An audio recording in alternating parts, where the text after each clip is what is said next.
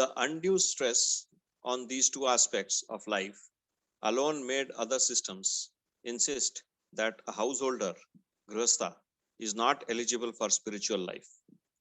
It is highly refreshing to hear that the majority of human population, which was denied this possibility by such institutions like monasteries, sannyasi orders, etc., which have been held to be the only means to live a spiritual life, is not so, and that all human beings are eligible for spiritual life as a birthright.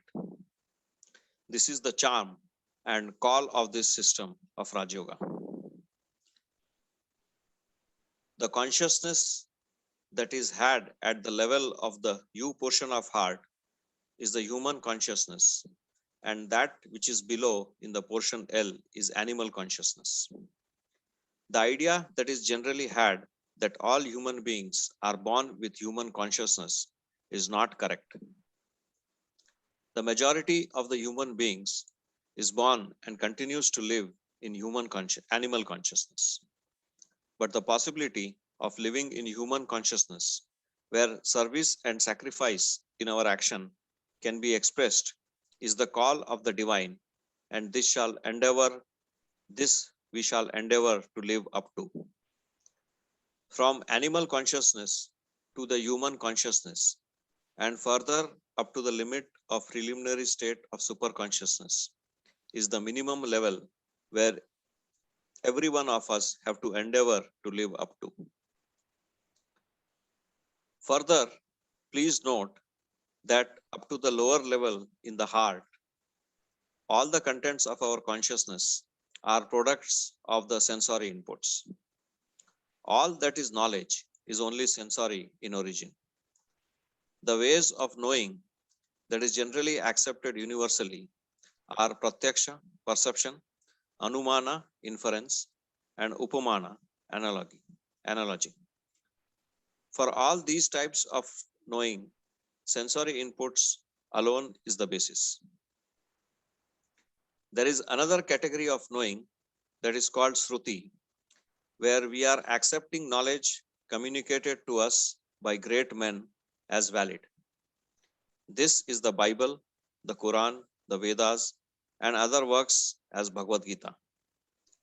Apart from this, certain philosophical systems like Advaita Vedanta accepts Aptavachana as one more method of knowing. Here, the idea is that the friend, Apta, has no reason to tell something wrong, and as a matter of fact, he intends to tell good, and therefore the knowledge gained through this method was also accepted as valid. I'll take a brief pause here.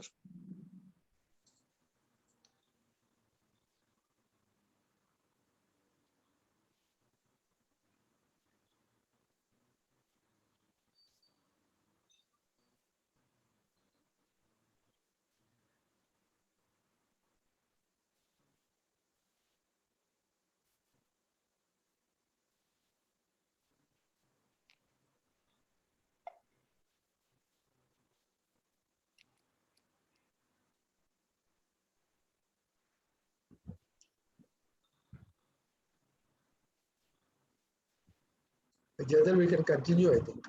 Okay. Above all these ways of knowing is the criteria that whatever is experienced as knowledge should be workable in day-to-day life. That which does not work is not true. It does not suffice if it works once. It must work whenever it is asked to work.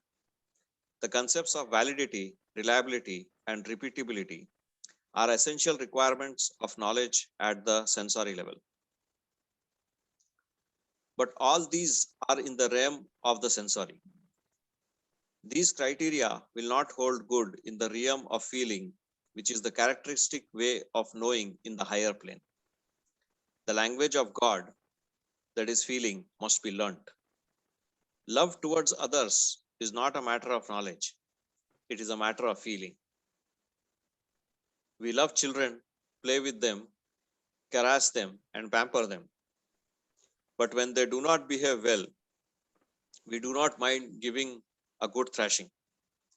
In all these things which appear different and even contradictory, there is love that is running behind. In the realm of feeling, what we see is not necessarily true. We shout at the mother, sister, or wife when they do not take the medicines that is to be taken out of love. For an outsider, it may appear that the person is shouting at persons whom he should respect. This is his judgment. But for the person who is performing the act of shouting, it is another way of loving. This language has to be learned. We are accustomed to sensory knowledge. All the apparatus of antakarana, or that which helps in the formation of consciousness, consists of the buddhi, ahankar, manas, and chit. All these apparatus work on the input given by the senses. All the knowledge we have is sensory. The realm of superconsciousness is beyond this and is the realm of feeling. Unless the thoughts that derive support from these apparatus is controlled, there is no possibility of learning the language of feeling, or in other words, the entry to superconscious levels is out of question. That is why the most preliminary apparatus, that is chit, has to be controlled for doing sadhana. Unless chit is controlled, we will not learn the language of feeling. Chitta vritti nirodham yogama, that is the stream of thoughts or stream of consciousness, has to be controlled. This by itself is nothing, but this unfortunately has been confused to be the goal itself. There lies the fallacy. When the chitta is controlled, we begin to learn the language of feeling. We start feeling the divine spark within. The divinity is felt as something that is closest to us. As we have stated, that chitta vritti can be controlled only when we meditate on points A and B. This is the logic of this system of Rajayoga of Sri Ramchandra. This is a new discovery that enables to feel the presence of the divinity by attending to simple meditational practices.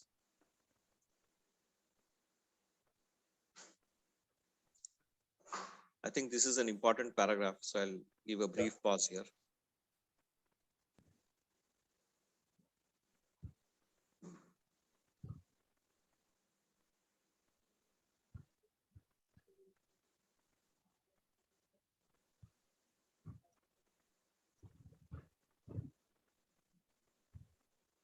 Here he says to know the language of feeling. The Chitta Vritti Nirodha is the one which is a means, not the goal. Right, sir.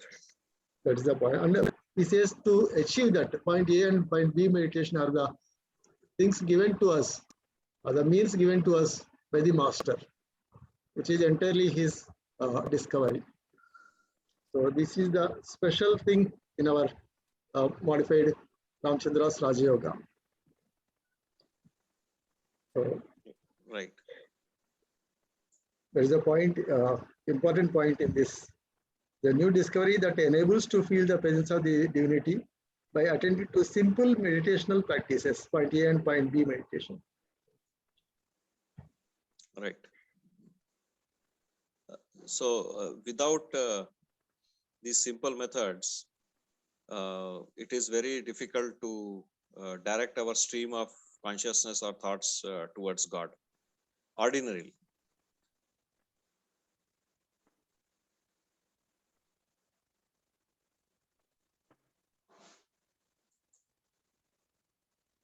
So I'll move ahead. Please, sir. What happens to the content of consciousness next?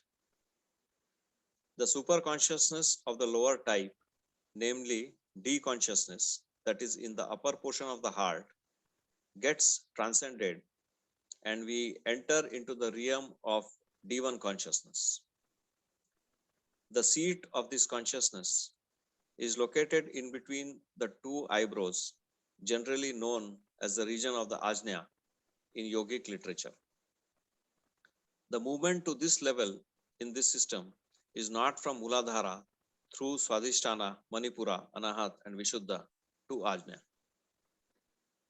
That path is Sakteya or Kundalini Yoga. In this system, the path from D consciousness to D1 is through a zigzag path covering certain yogic centers of the Dayal path.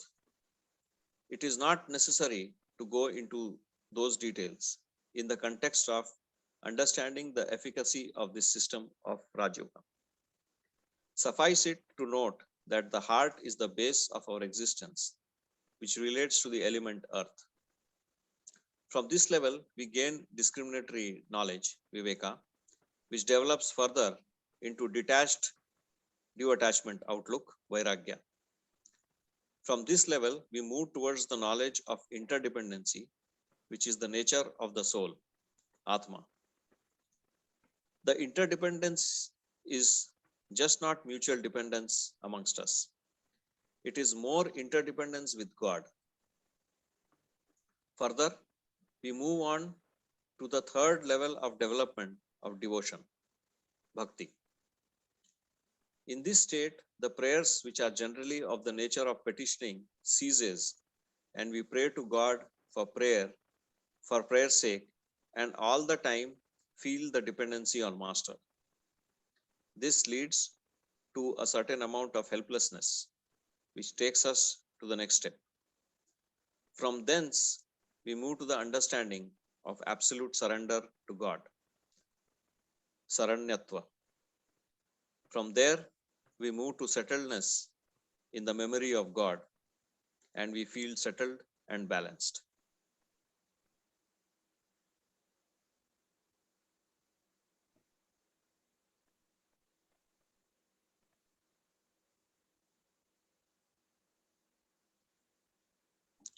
From there, we move to this level of superconsciousness, D1. The preliminary state of Parahita that we spoke of at the point of the heart gets transformed to finer shades. At D level, the Parahita Karya is also tinged with selfish motives of name and fame. All service done is sought to be acknowledged and remembered. The nameplates on the marriage halls, water facilities are invariably associated with the service. Even for small service they provide, they seek enormous publicity and need for acknowledgement, voiced or silent. The advertisement cost far exceeds the actual service they have done. But at the higher level of consciousness that exhibit the Parahita at the D1 stage, the services are rendered even without the awareness of doing service. Here, there is no selfishness of any kind, and all actions are meant for the good of others.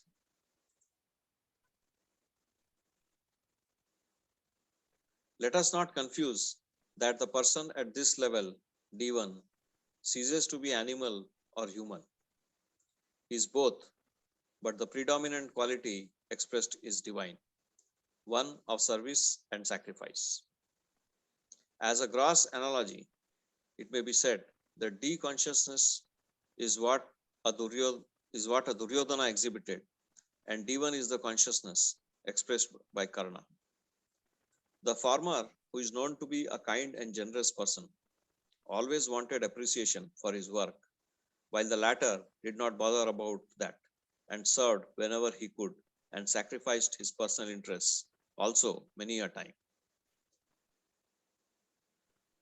The D1 consciousness is growth over and above the human consciousness at D.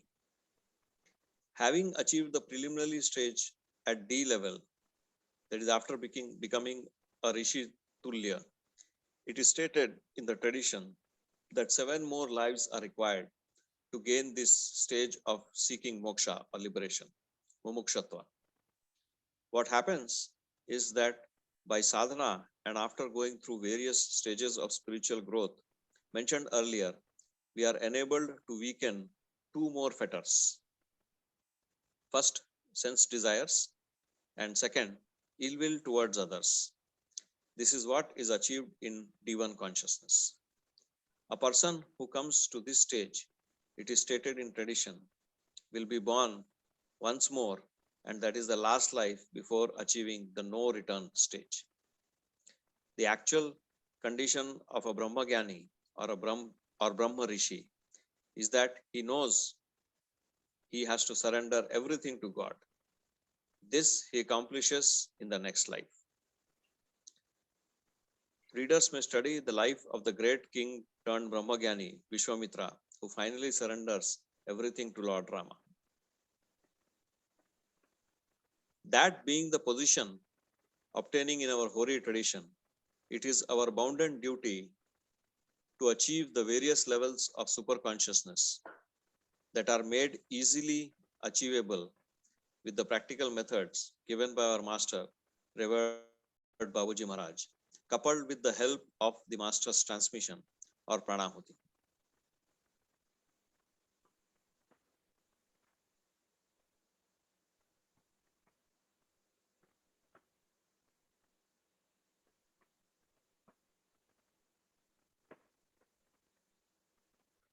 A point again to note is that we will not be able to move into the upper portion of the superconsciousness here, D1, which is on the right side as against the left side in the heart region directly. However much we try, it would not be possible. It is essential that the point B should be thoroughly cleaned by means of steady practice of meditation on the point and not cleaning of any kind. And through that, enter the point B1 so that entry into the upper portion here on the right side is possible through entry in the left portion. This is one of the fundamental discoveries of the master called the principle of invertendo.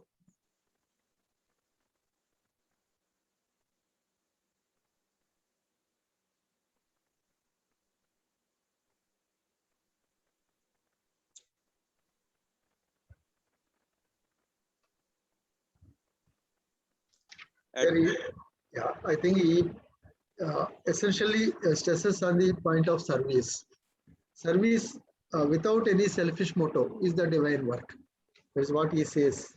And that is the only way to reach the D1 level of consciousness. At at deep consciousness, we still have the selfish motive. But at D1, once we lose that selfish motive and do the service for the service sake, that is the divine work. It's what we do is the divine work. It's what he stresses. Right. And the analogy of Duryodhana and Karna, he says, is that Duryodhana, the story goes that Krishna gives a large amount of almost 2 mountains of gold to Duryodhana and Karna. Duryodhana first, he says, you donate it.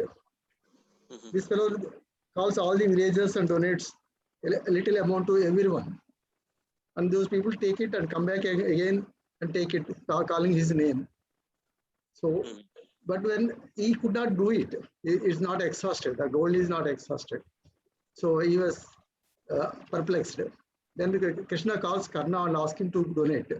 He just calls village people and says, these 2 gold mountains are yours, you take, and just walks away.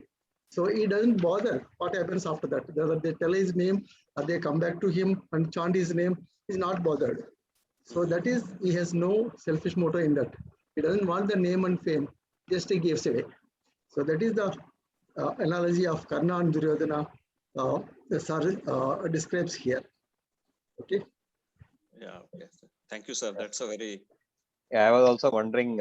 It says Duryodhana being kind and generous, and versus Karna. Yeah, that's Thank true.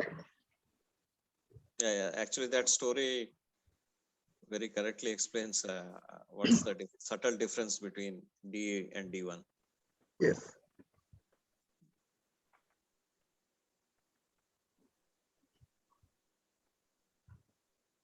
And Vishwamitra's analogy also similar, because he strives very hard to get the Brahmarishi state.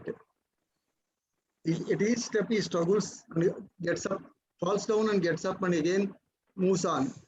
So that is what we have to learn from that story, is that even if there is a fall, we should not give up. We should still practice and again get up and move forward. And what Sir says here is that even when you know the Brahmajnana, unless you give up everything and surrender to the divine, you have not realized. Right. So here, Brahmajnanam is actually to know that it is all divine and everything is for the divine only. Let go. Let go. Right. That whatever you do, even in the tradition we say, whatever you do, in the last you say, it is Krishna Arpanam. So whatever is there is not yours, it is Krishna's only, given to Krishna only. That's what he says when he says Vishwamitra, who finally surrenders everything to Lord Rama. So that is what Master says, or what Sir says, is that you have to surrender everything to the divine ultimately. Right.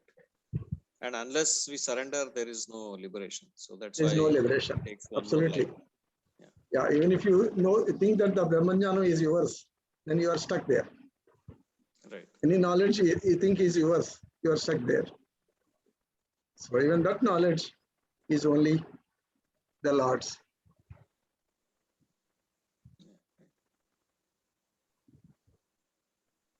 We'll continue, sir. Okay. Thank you. At this level, also we have 2 points, A1 and B1. It is necessary that these points are also kept clean and pure to live in the state of superior sort of superconsciousness. Master says that this is possible only by working on points A and B. There is no work at A1 and B1. All work is to be done at A and B only. According to the purity of A and B, the purity of A1 and B1 is achieved. As noted earlier, the region has also an upper and lower region, but in inverted manner compared to the condition in the heart. This is a very important point to note.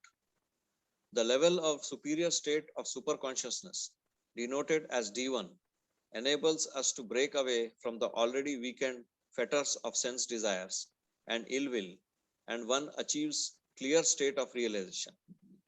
This is the state from which there is no return to rebirth at the material plane, or this is called the state of liberation in the normal sense. But existence continues in the higher plane.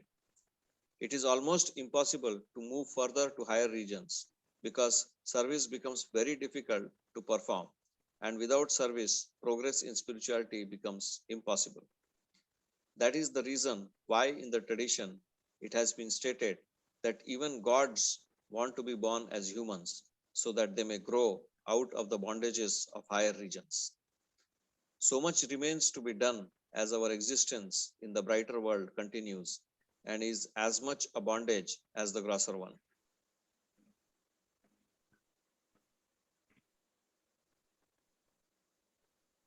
Probably this explains why you need to take another birth even after achieving the Brahmajnana. That means to break away from the already weakened fetters and sense desires and ill will, and one achieves clearer state of realization. This is the state from which there is no return to rebirth at material plane, or this is the called state of liberation in the normal sense.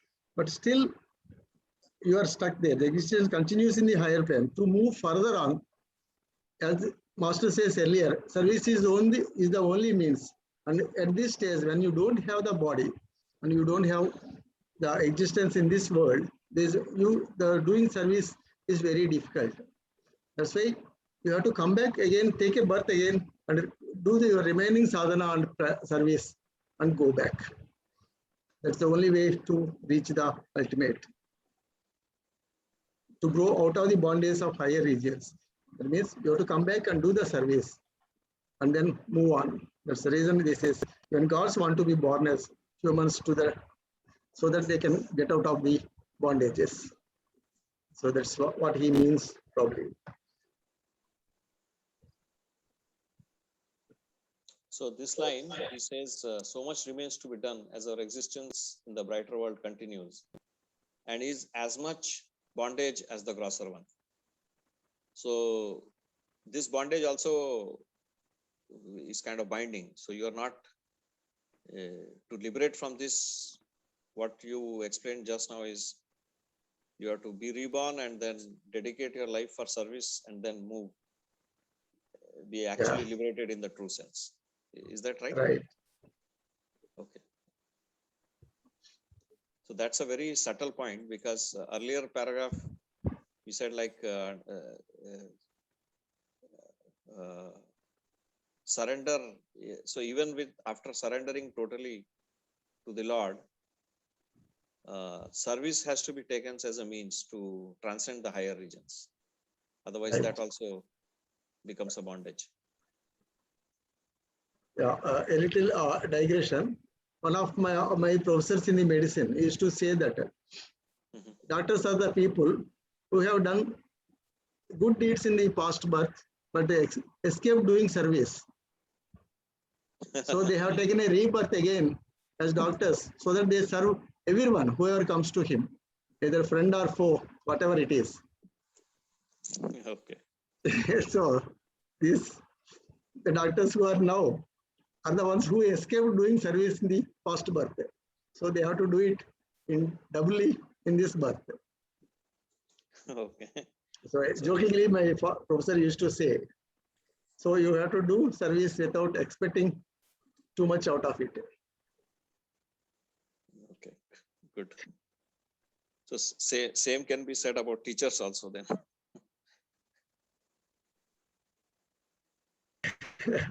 Yeah, true. That's true. Okay. So I'll read further, sir. Yes, sir. So the true seeker yearns for the ultimate, and thus the journey to infinite moves further. We have seen earlier that the input for the consciousness at the heart level is heavily dependent on the lower portion, which is basically sensory in nature. From the sensory level of knowing, we have moved to the non-sensory way of understanding through feeling. This has enabled us to move in the lower level of superconsciousness. With the help of this non-sensory understanding, we moved into the level of D1 consciousness. Here, this superconsciousness, drenched in the various conditions mentioned earlier in its march, becomes our input. It is in the lower portion in this region. Through this, we have to move to the upper portion. See diagram 3.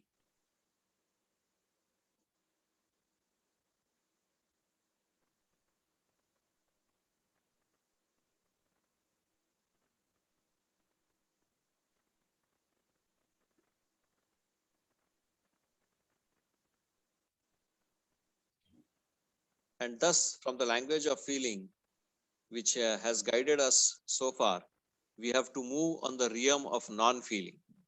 Non-feeling, feeling. Here the language of silence starts. Silence speaks, so to say, however meaningless it might appear to be. If we try to enter this state through the lower level as understood at the heart level, it is almost impossible. Having, however, entered into the region of the upper here, it becomes possible for us to express our being through action, which are socially and spiritually relevant. That is the nature of parahita that is possible and practicable here. The region of light begins and showers of light are experienced, or rather imperienced. Further approach to the realms of humility and total dependence of the master becomes possible only by purifying the point B1, which enables us to live with finer ideas. The purity here is dependent on the purity at the point B only. There is no action at this level. The level is only at the point. In practice, it means that we get oriented to the divine more and more and feel less and less of ourselves. The process of total negation starts here. Negation starts. The humility that is developed at the earlier levels get formed up and we enter into the realm of fana, negation.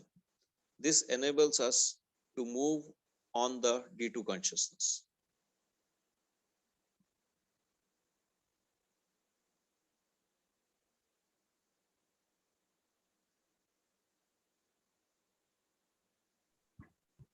The movement in the higher planes, he says, is only depends upon the purity of the point A and point B.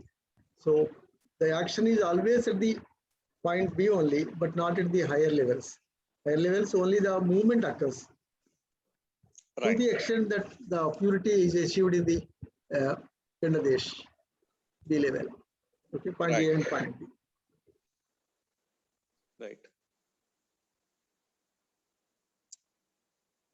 And the humility is the one he is stressing upon here.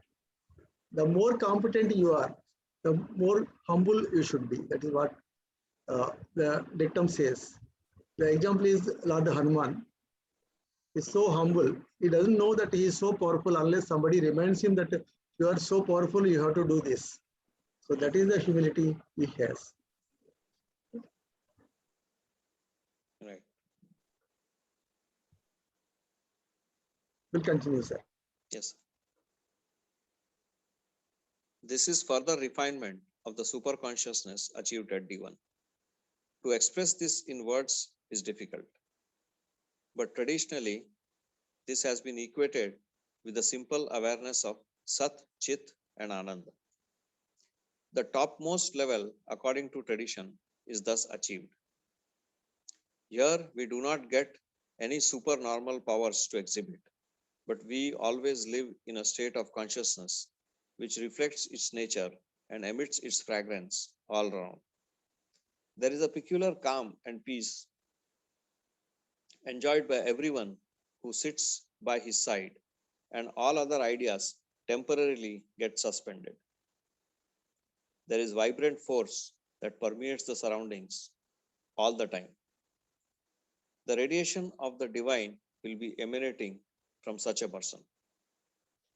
Up to this is the realm of the heart.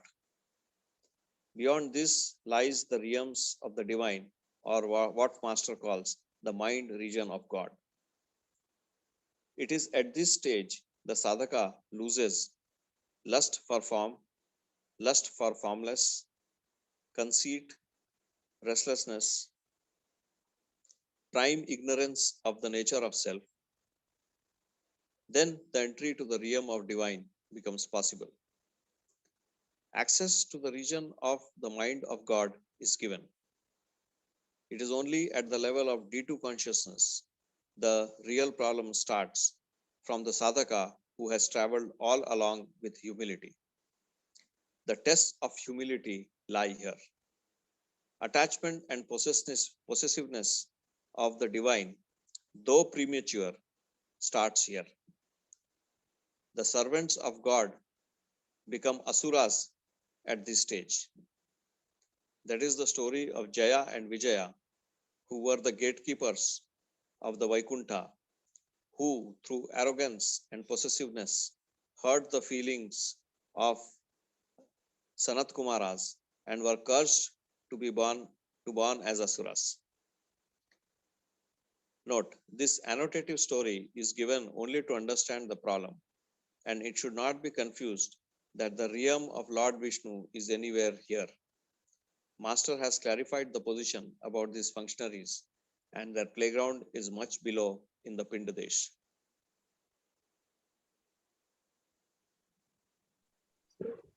He says, Sat Chit Ananda. So simple awareness of Sat Chit Ananda is the ultimate what we feel. That means when the Chit is established in the Sat, you are in bliss. That is Ananda. So that is the Sat Chit Ananda, which is the topmost in the tradition.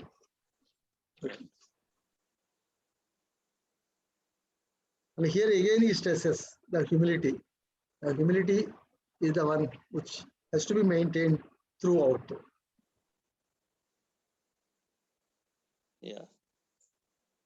So the possibility of fall is even from this position, right? Because of attachment and possessiveness of the divine. Yeah, attachment possessive. That is Jaya and Vijaya, they felt the possessiveness that nobody can go to the God without their permission. That is the possessiveness they had. So they got cursed. So that possessiveness is the Asura nature.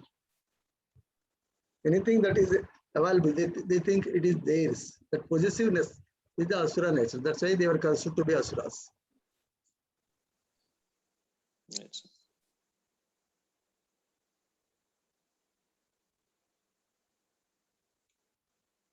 Okay, should I move ahead? Please, sir. The principle of invertendo works again. The upper portion of the region of superconsciousness of the D1 type, which was in the right side, again gets inverted here and is located in the left side. The D2 consciousness lies in the region named B2 marked U. The access to B2 is through A2, which again is dependent upon the purity achieved in point B at the heart level. Discerning Abhyasis should note this point that meditation at point B, suggested in the beginning of sadhana, is the key to all the levels above. Beyond this lies the realm of God's mind or the mind region.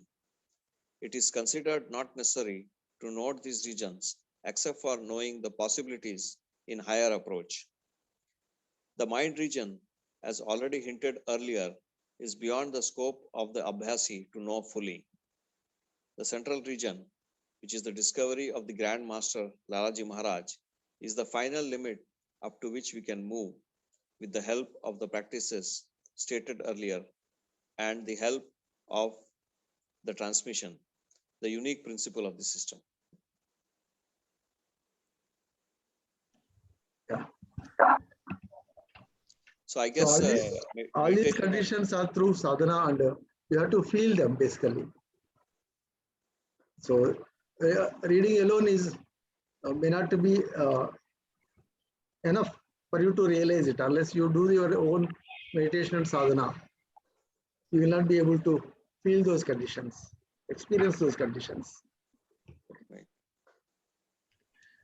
Sir, can you give an example of possessiveness of divine?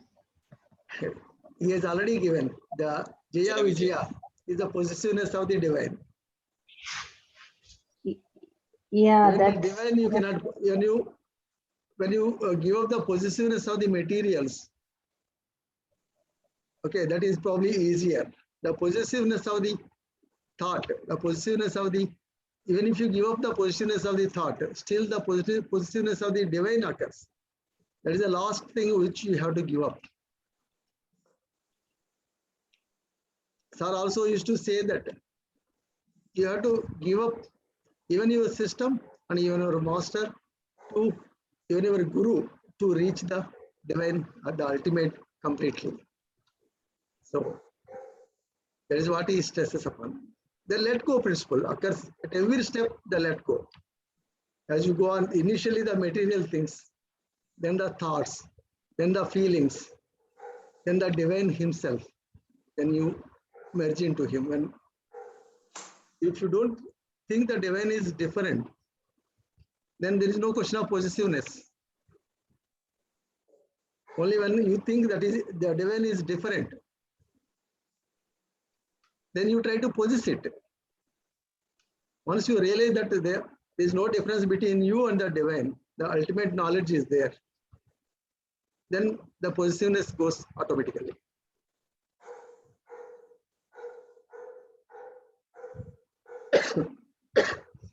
Which other, can you comment more on this? Sir, can I say a word, sir? Yes, sir, please. This possibly could also mean that I feel that master is only mine. Exactly. And if somebody else tries to come close, then I feel jealous in some form. And I feel possessive of the master or of the God or whatsoever is our aim. We become too possessive of it. How this only belongs to me. Yes, it belongs to and me he only. is the closest to me, so to say. Sir.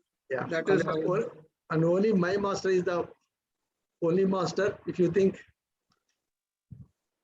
then all these things are the possessiveness. When you know that everything is from Brahman, then that possessiveness is gone. I am Brahman, everybody else is Brahman, and everything is from Brahman. Then that possessiveness is gone already. Because there is no difference between you and the divine. So what will you possess?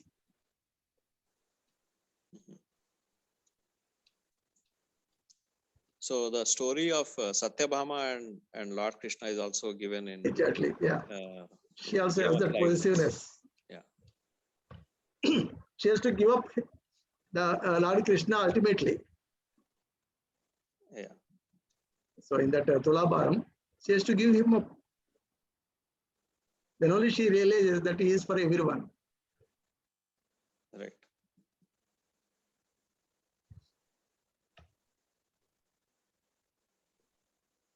So the subtle point is like we must learn to maintain humility, because we can become an asura at any stage, even at the highest level, you can become asura. Even those people only who have the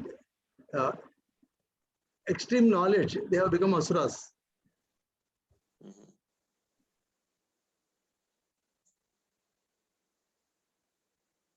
So this is part 2. So Sri Ramchandra ji Maharaj of Shahjahanpur, UP, India has presented his system of Rajayoga in more than one manner.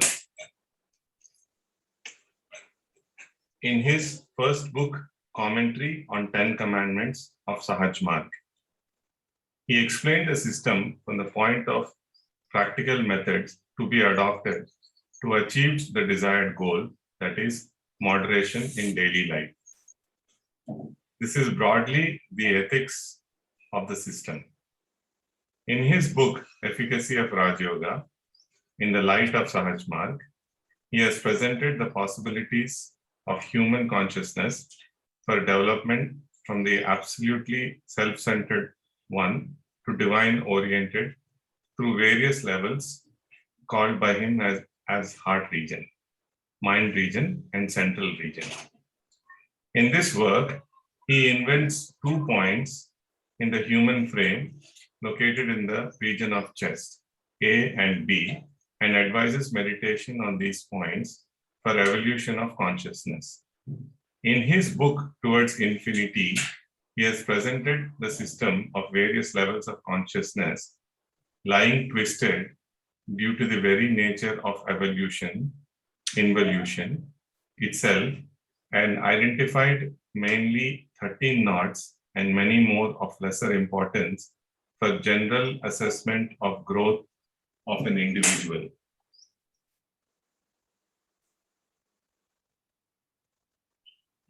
Before any person evaluates the worth of the system, it is necessary to note what is the goal that the system is offering.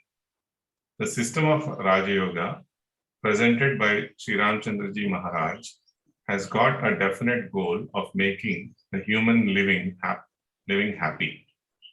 Happiness in creation is the aim of the Lord when he manifested himself as nature and all creative processes thereafter. Any system which says that the world is unworthy and is sinful or qualified by any such adjectives and exhort individuals to get back to the Lord or his home is asking for something that is different from what God intended. We are all here only to share his glory and be happy. After the span of life expires, everyone is entitled to get back to his home. This can be achieved by following simple ways of living. The objective of the practice, namely achieving happiness, is naturally dependent on peace and harmony that an individual can achieve. Peace and harmony invariably involve others in the consideration. Therefore, the basic and essential interrelatedness of existence has to be known, realized, and then practiced.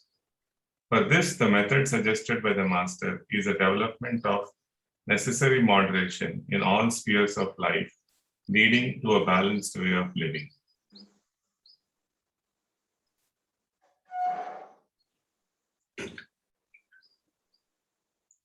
The system does not propose any austere measures to be practiced to curtail kama, sex urge, and krodha, anger.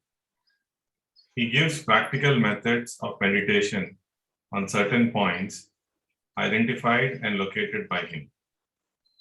He further makes it clear that annihilation of these basic urges will only engender life itself. He says they are God-given and cannot be annihilated. He advocates certain purificatory practices in addition to the meditational practices, and also advises the individuals to take help from other brothers and sisters who are capable of assisting them in this regard through the system of pranahuti.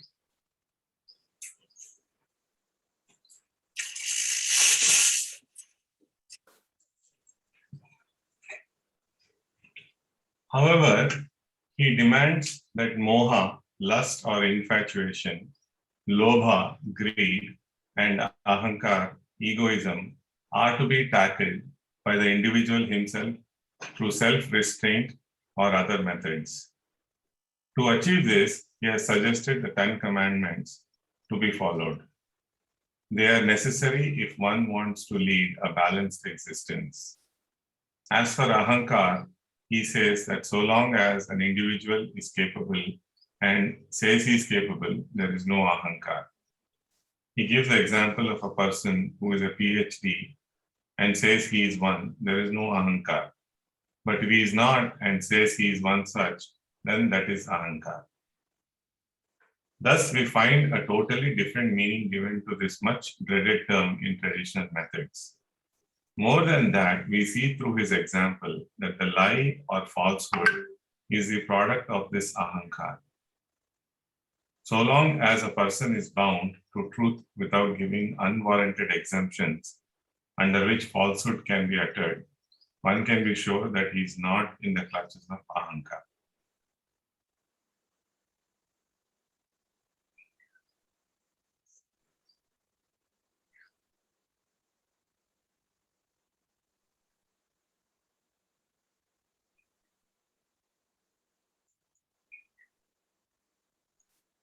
The practice of the commandments given by him appear to be easy for the beginner, but as he starts practicing it becomes clearer to him, all these are not that easy unless there is a corresponding spiritual condition. An attempt is made here based on experience of the aspirants to identify the various levels of consciousness required, and the meditation on A and B points to be practiced. It is easy to see that point A meditation involves the good of others, while point B meditation takes into consideration the development of the self. Therefore, so long one is in the realm of self-oriented consciousness, the meditation on point B will be highly useful and necessary. Similarly, when the state of consciousness covers other than the self, meditation on point A is useful and necessary. It should, however, be borne in mind that meditation only on these points A and B will not be enough. These are in addition to the regular requirement of meditation on the heart, advised in the morning, and the purificatory practice given for the evening. In addition, regular individual training with the trainers and satsang should be practiced.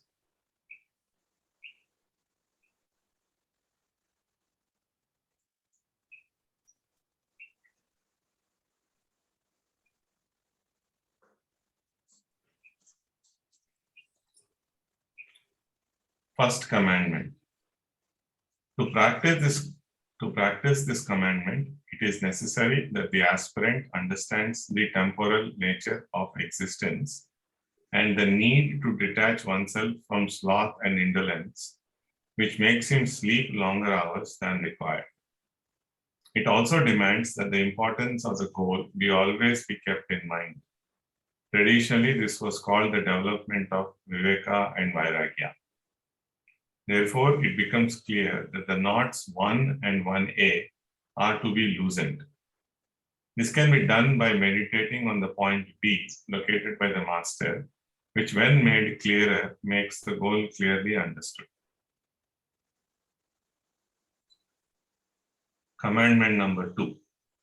To practice this commandment, one has to understand that he cannot be confined to the animal level of existence and has to transcend the basal needs level.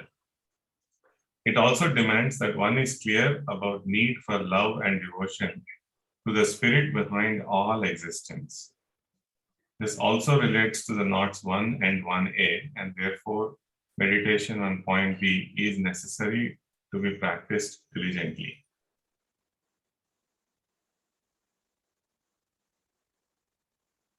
Commandment number 3. To practice this commandment, one has to have faith in oneself that he can reach the goal apart from the requirements of the earlier states related to 1 and 2 commandments. This also relates to the knots 1 and 1A, and therefore the practice and meditation on point B is absolute must.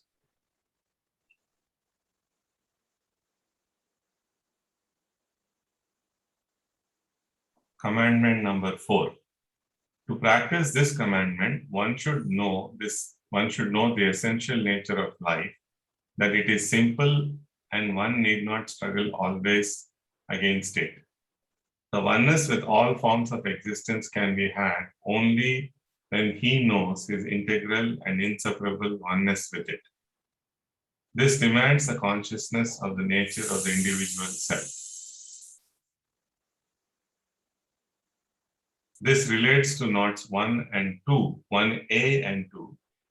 Therefore, practice of meditation on point B, which makes it clear that divine is omnipresent, is necessary.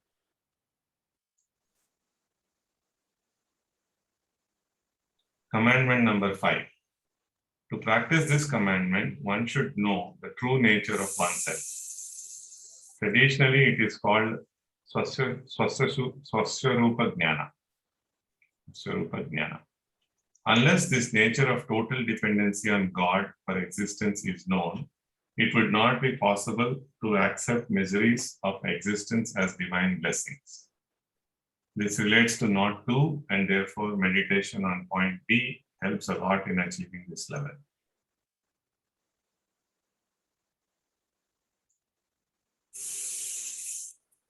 Commandment number 6. To practice this commandment, one should know the nature of the self clearly as interdependent with other forms of existence apart from the divinity itself. This relates to the condition of knots 2 and 3 and therefore can be easily practiced only when one is regular with the meditation on both point A and B, both the B and A points. Commandment number 7. To practice this commandment, it is necessary that one should know that he is totally dependent on God and mainly his devotee consciousness. This relates to the condition of knots 2 and 3, and therefore, even as in the 6th commandment, meditation on both the A and B points is necessary. It may be noted that unless one practices meticulously and regularly on these points, the stabilization in the 2nd and 3rd knot will not be possible. This alone is a basis on which devotion in the real sense of the master develops.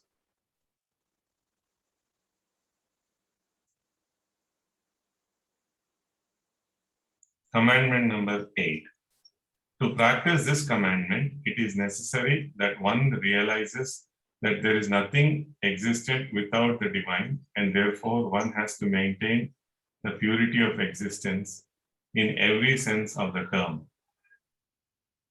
Purity demands honesty and piety, and to practice them without the awareness of the inherent divinity everywhere is not possible. This relates to the knots 3 and 4. Therefore, the meditation on both A and B points alone will make this attainable.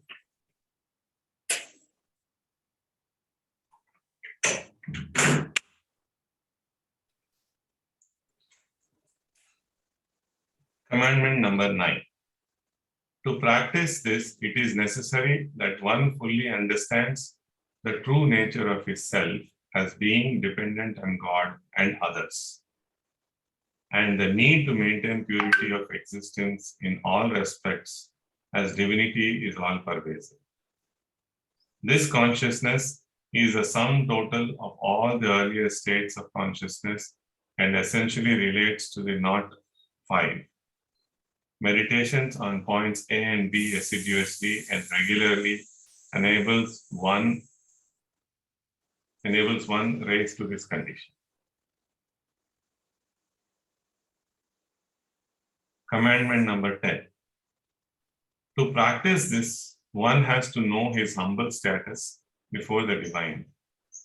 Humility is a virtue that develops only when one becomes conscious of the limitations of existence and the infinitesimal proportion of existence over which he deludes himself as having control.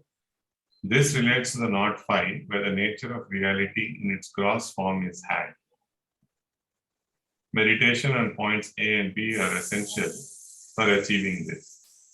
As a matter of fact, the entry to the higher realm of consciousness, marked as you by the master, is possible only when one has reasonably managed to practice the first 6 commandments.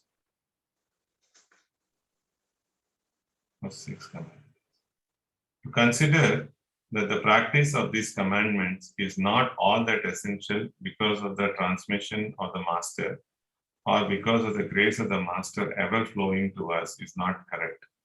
We have to do our duty. These are commandments and therefore should be implemented. It may take time, but one is sure to meet with success with determination and dependency on master.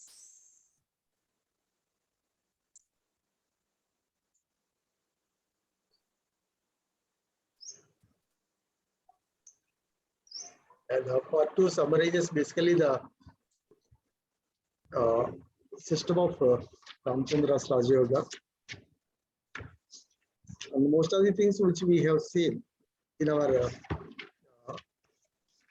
training programs, all these commandments, each command, regarding each commandment, we used to tell in the stages of the progress during the training programs. Right. So this probably completes the practice and efficacy of Ramchandra's Rajayoga, and we should repeatedly read this again and again so that we can understand in a more refined way what Master says. Sir says given in a very simple way about the system, but it still needs to be read again and again to understand the refined points what are given here. I think anything else somebody wants to say? Sir, one thing which I've observed, like when Sir has given this association between commandments and point A and B, Right. and he mentions that point B is for development of self, Right. and point A is for development of a universal good. Brotherhood, yeah, service to the others. Yes. Basically. So if we see like the first commandments, first 5 commandments, the stress point is B on alone. point B. Yeah, point B. Yeah. So unless we do point B properly, we will not be able to attempt point meditation, or we will not be able to move into the universal plane Consciousness. Yeah. without point B being attended to. So that is one of the things that I observed, that point B seems to be the foundation on which our universal consciousness can actually grow. So Unless you develop yourself, you cannot do parahita. correct, right. So that is a fundamental thing. Yeah, because if you observe sir outside and all, I mean, you don't have the condition, but you are serving, and that actually creates a dichotomy also in the mind, right? I've observed this many times, that you want to do, but you don't have that condition strengthened, the foundation, as Brother Vidyadhar has mentioned. So it seems to create a lot of rift in our mind. Exactly. Yeah, the simple example you always listen to is that in the aeroplane, when the oxygen pressure is low, when the mask come down, first you apply to yourself and give to the next fellow after that. That is what the announcement says always. Right. So first, yeah. Similarly, first you improve yourself, then do the parahita. Right. So that is the essence. Can we say, sir, that point A and point B, Yeah. they correlate to the service and sacrifice? These are the two pillars which have been highlighted in this article. Right. As we strengthen the feeling of fraternalhood by practicing on point A, the service become natural to us, to all our fellow brethren. And as we loosen the grip of desires by practice on point B, so essentially it is a sacrifice of our desires. So point A and point B can be correlated to service and sacrifice. It can be, but I think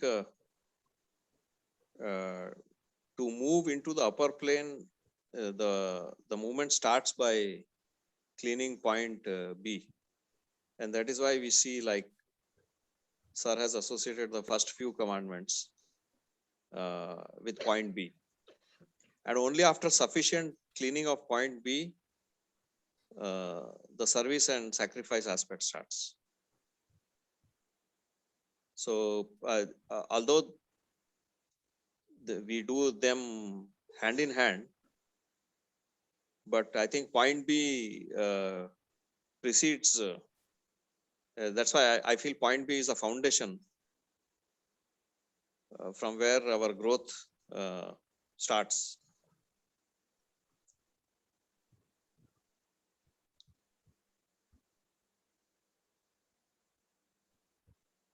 Yeah, the first five are basically your own development, meditation for the first commandment, second commandment. All these things are pertaining to the meditational practices, your own meditation. Yeah, development of self. Right? Yeah. After that, once you are established in the meditation, in your sadhana, then naturally the parahita develops always. Right. In fact, parahita can be called parahita only if that sense of self has been diminished, right? Yeah, parahita is basically the divine. Para is the divine. Right. So, by doing your service to others, we are doing the service to the divine. That's why they say if there is no selfish motive in the service to others, then that is divine work.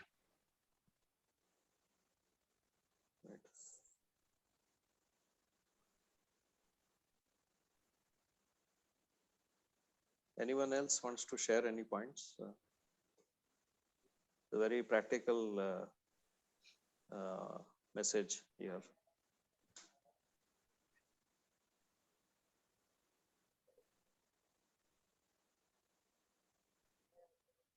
Okay. Nobody is commenting, then I think we'll meet next Sunday again.